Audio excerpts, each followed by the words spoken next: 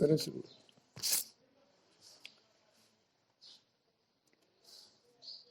हमने आपको शैव दर्शन की कुछ विशेषताओं पर चर्चा की थी। बताया था कि वे विशेषताएं 5 हैं, उनको आप मन में दोहरा लीजिए। अब दूसरे चरण में हम फिर बात शुरू करते हैं कि पहले चरण के रूप में बात पूरी हुई, अब ये दूसरे चरण की बात है। ये विशेषताएं ध्यान रखने योग्य हैं, क्योंकि ये कुछ जटिल हैं। वे जितनी सीधी थी उतने ये जटिल हैं। इनमें कई बातें एक साथ गुथी हुई हैं। जैसे पहली विशेषता ये देखिए, ये है कि जो परतत्व है, जो पराद्वैत रूप परतत्व है, वह चिदेक घन है। चिदेक घन क्या? चित्त का संहत स्वरूप है।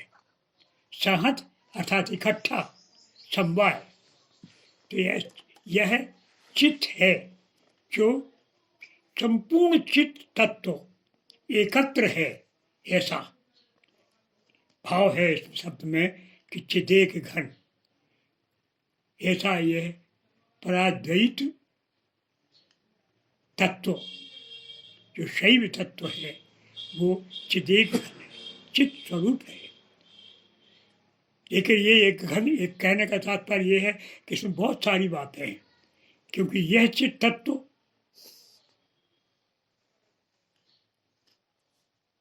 असीमित है।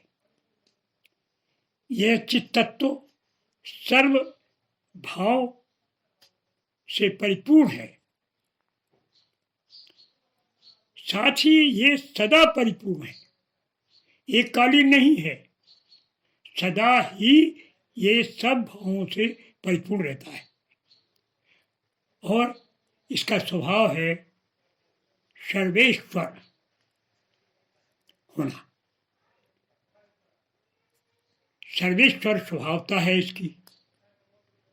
यह सर्वथा स्वतंत्र है। स्वतंत्र किसे कहते हैं?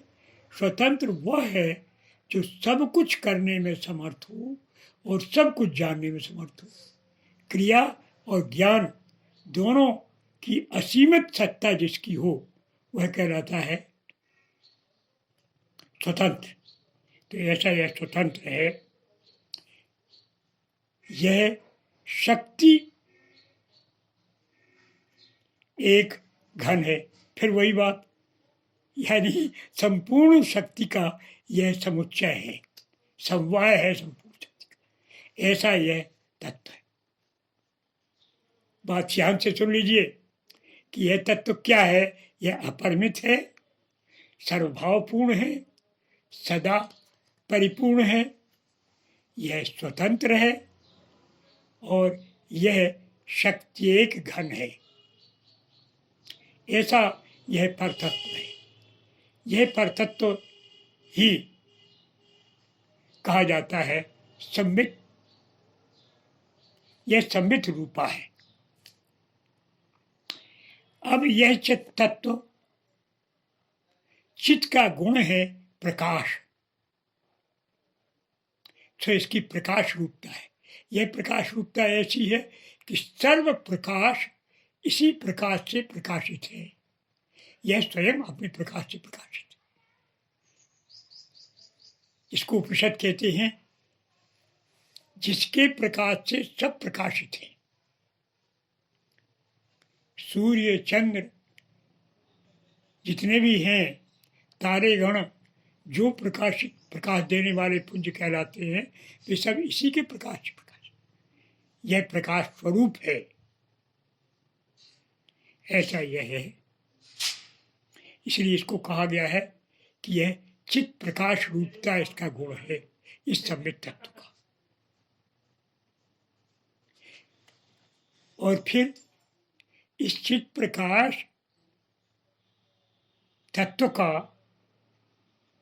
स्वभाव है विमर्शात्मकता। विमर्शात्मकता अर्थात प्रकाश अस्थि है और विमर्शकता भाति है। जहाँ अस्थि होती है वहाँ भाति है, और है का स्वीकार करना प्रतीति। प्रकाश